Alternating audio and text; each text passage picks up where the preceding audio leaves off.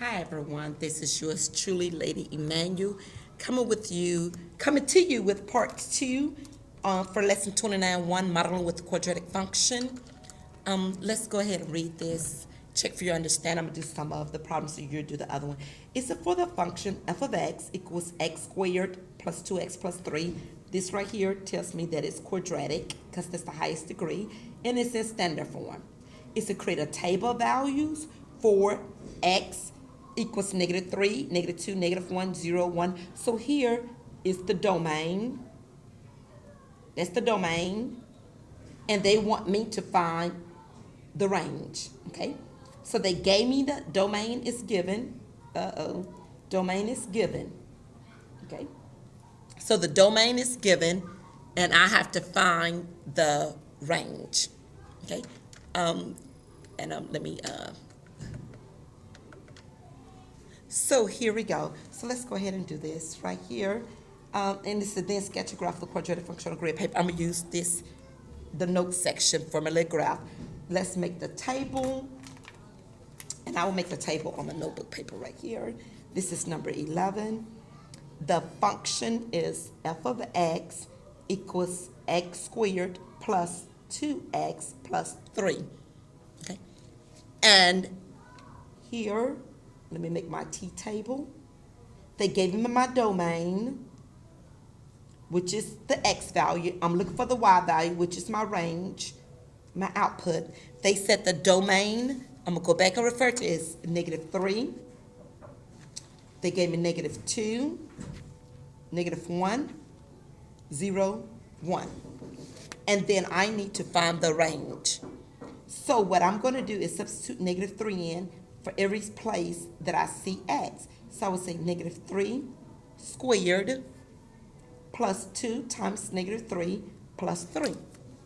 And I will solve that. I could put it in the calculator if I want to. If you don't have a calculator, just -3 squared. -3 times -3 is 9. 2 times -3 is -6 plus 3.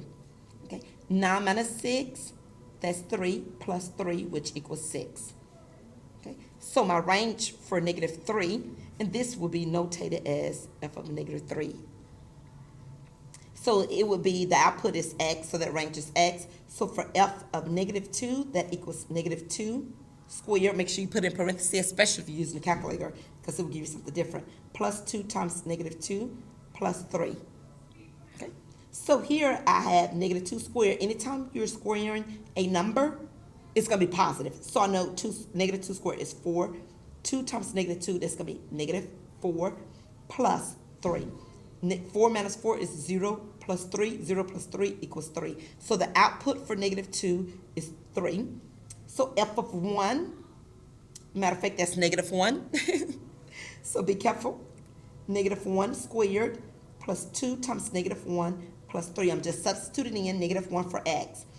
Equals -1 squared. It's going to be a +1. 2 times -1 is -2 plus 3. Okay?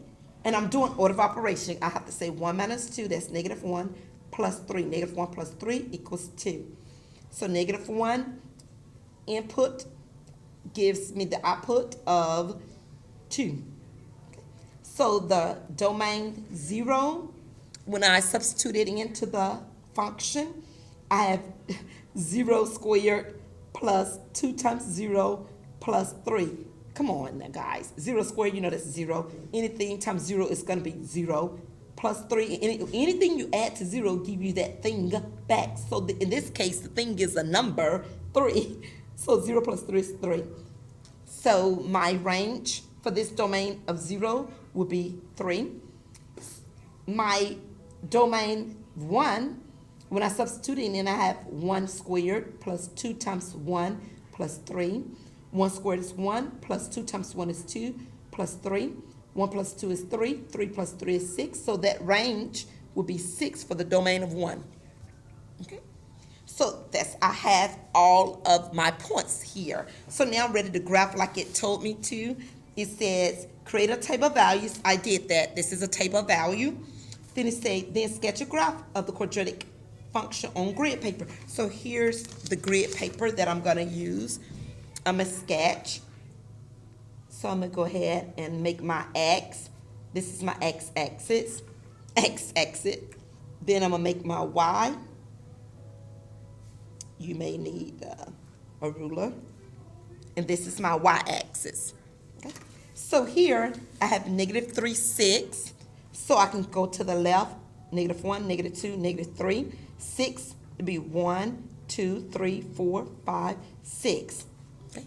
So this point is negative 3, 6. Then I have negative 2, 3, negative 2, 1, 2, 3, negative 2, 3. I have negative 1, 2, negative 1, 1, 2, negative 1, 2. Then I have 0, 3, 0, 1, 2, 3. This is 0, 3. Then I have the lovely 1, 6. So 1, 1, 2, 3, 4, 5, 6. 1, 6. All I did was plot the point on the grid. Okay. Do I have to put the order pairs there, the coordinates? I don't have to. I put it there for you. Then you're going to sketch it. So I need to connect my points. And you see that I have a lovely parabola that looks like a U.